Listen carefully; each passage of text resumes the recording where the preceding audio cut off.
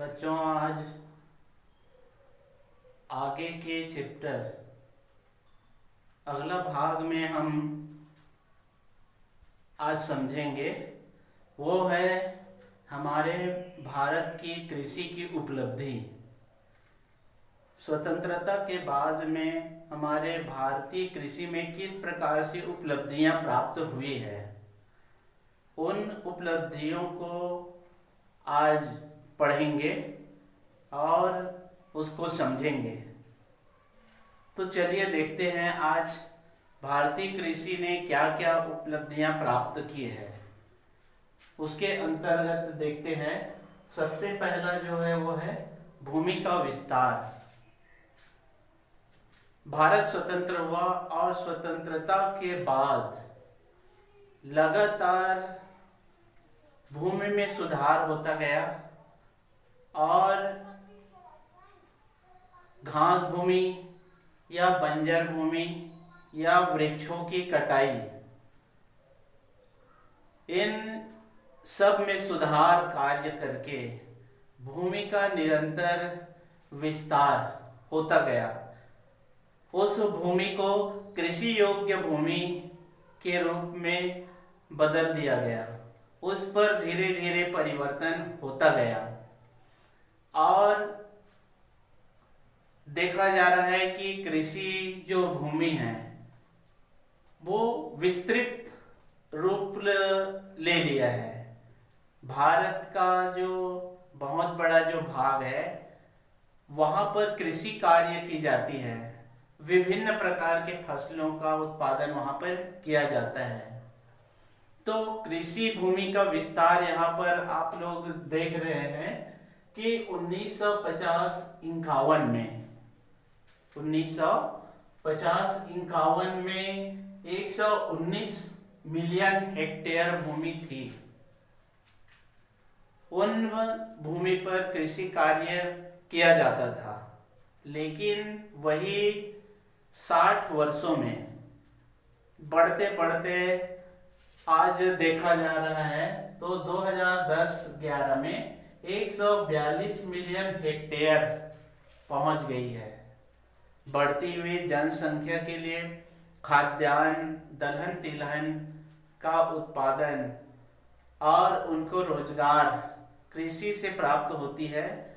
इसी को देखते हुए भारत सरकार ने कृषि पर विशेष ध्यान दिया है, जिसके कारण आज कृषि का विस्तार दिनों दिन बढ़ता जा रहा है। दूसरा जो देखते हैं कृषि की जो उपलब्धि है वो है सिंचाई की व्यवस्था या सिंचाई में वृद्धि।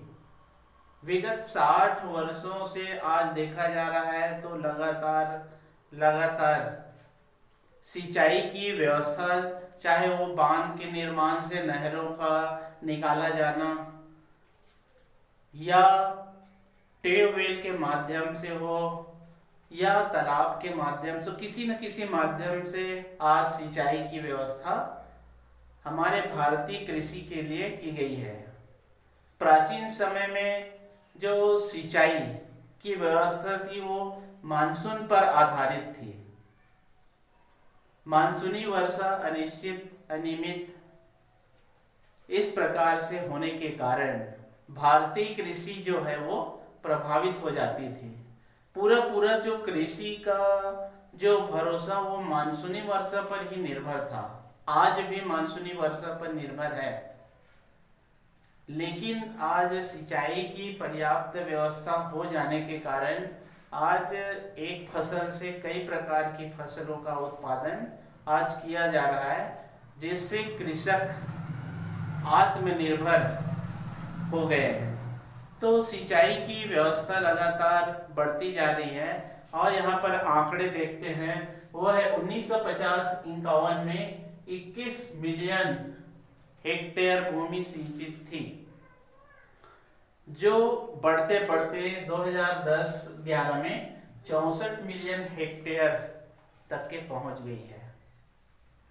तो इस प्रकार से सिंचाई भी धीरे धीरे, सिंचाई की व्यवस्था भी धीरे धीरे बढ़ती जा रही है और उससे सिंचाई की सुविधा उपलब्ध होने के कारण कृषि में सुधार होते जा रही है, उत्पादन में सुधार होते जा रही है, किसान के जो या कृषकों की आर्थिक स्थिति में सुधार होते जा रही है। तो यहाँ पर प्रतिशत में भी देखते हैं तो 16% 1950-51 में 16% भाग में सिर्फ सिंचाई की व्यवस्था थी, जो बढ़ते बढ़ते आज देखा जा रहा है वो है 45% तक के पहुंच गई है। तो इस प्रकार से हमारे भारतीय कृषि में उपलब्धियां प्राप्त होते जा रही है। उसके बाद में देखते हैं कृषि की और उपलब्धियों में रासायनिक खाद का प्रयोग। पहले बीजों का छिड़काव कर दिया जाता था, मौसम पर आधारित था, मौसम अच्छी होती थी, फसल जो अच्छी होती थी, और मौसम अगर अच्छा या वर्षा नहीं होती थी तो फसल भी नुकसान हो जाता था। रासायनिक खाद का प्रयोग बहुत ही कम या नहीं के बतौर किया जाता था। उच्च वर्ग के जो कृषक थे या बड़े परिवार के कृषक थे, उन्हीं के द्वारा जो रासायनिक खादों का छिड़काव किया जाता था। बाकी जो गरीब तबके के निर्धन परिवार के जो कृषक थे वो किसी भी प्रकार के रासायनिक या कीटनाशक दवाइयों का प्रयोग नहीं करते थे। लेकिन आज कृषि में उपलब्धि का जो प्रमुख कारण देखने को मिलता है वो रासायनिक खाद। रासायनिक खाद का छिड़काव करने से आज उत्पादन बढ़ते जा रही है। तो देखते हैं हम रासायनिक खाद 1965-66 में जो 7.6 लाख टन इसका उपयोग किया गया, उसके बाद में वही 2001-2 में बढ़कर 174 लाख टन इसका प्रयोग भारतीय कृषकों के द्वारा कृषि कार्य के लिए किया गया। तो इस प्रकार से भारतीय कृषि की उपलब्धियां। फिर चौथा जो है उत्पादकता में वृद्धि, रासायनिक खाद, कीटनाशक, भूमि का परीक्षण, ऐसे बहुत सारे जो पदार्थों के कारण या बहुत सारे सुविधाओं के कारण हमारी भारतीय कृषि में उत्पादन में भी वृद्धि बढ़ी है। और वो उत्पादन देखने को मिलता है गेहूं। 1950-51 में गेहूं की जो उत्पादन क्षमता 1950-51 में गेहूं की उत्पादन क्षमता 663 किलोग्राम प्रति हेक्टेयर थी, जो वही बढ़कर 2010-11 में 2938 किलोग्राम प्रति हेक्टेयर तक पहुंच गया। ये है कृषि में उपलब्धि। ये कृषि के जो उत्पादन में वृद्धि देखने को आज मिल रहा है। गेहूं फसल जो है व्यापारिक फसल के रूप में माना जाता है। ये दूसरे देशों में निर्यात किया जाता है, जिससे आर्थिक लाभ प्राप्त होता है हमारे भारतीय कृषकों को। वही मक्का की खेती में देखते हैं 1950-51 में 547 किलोग्राम प्रति हेक्टेयर उत्पादन होता था। वही विगत 60 वर्षों में देखा जा रहा है तो 2010-11 में देखते हैं तो 2540 किलोग्राम प्रति हेक्टेयर उत्पादन मक्के की खेती में। तो इतनी वृद्धि, इतनी तेज गति से हमारे जो उत्पादन फसलों में दिखाई दे रहा है। वही देखते हैं तो दाल की फसल में अपेक्षाकृत ज्यादा उत्पादन देखने को नहीं मिला। इसमें कई प्रकार के ऐसे असुविधा, चाहे वर्षा की या मिट्टी की उर्वरा क्षमता हो या वहाँ की मौसम या जलवायु के कारण हो, तो दलहन फसल के रूप में हमारे भारतीय कृषि के अंतर्गत उत्पादन कम हुई है। जैसे कि दलहन में देखते हैं तो 1950-51 में 441 किलोग्राम प्रति हेक्टेयर उत्पादन होता था। वही 2010-11 में 689 किलोग्राम प्रति हेक्टेयर का उत्पादन दलहन में देखने को मिलता है। लेकिन इस प्रकार से जो उत्पादन में वृद्धि देखने को मिलता है वो उसमें जलवायु, वर्षा, मिट्टी और कई प्रकार की कीटनाशक रासायनिक खादों के कारण ही दिनों दिन इसके उत्पादन में वृद्धि देखने को मिलती है। उसके बाद में और हमारे भारतीय कृषि में जो उपलब्धियां आज दिखाई दे रही है वो है यांत्रिकीकरण में वृद्धि भी भारतीय कृषि की एक बहुत बड़ी उपलब्धि है। यंत्रीकरण, ट्रैक्टर, हार्वेस्टर, थ्रेशर, ऐसे कई प्रकार के यंत्र आज उपलब्ध हो चुके हैं। प्राचीन समय में देखा जाता था तो हल के द्वारा जुताई कर दिया जाता था और हल के द्वारा जुताई कर देने के बाद में बीजों का छिड़काव कर देना और एक परिवार के द्वारा या मजदूरों के द्वारा वहां पर निंदाई कोड़ाई कर दिया जाता था।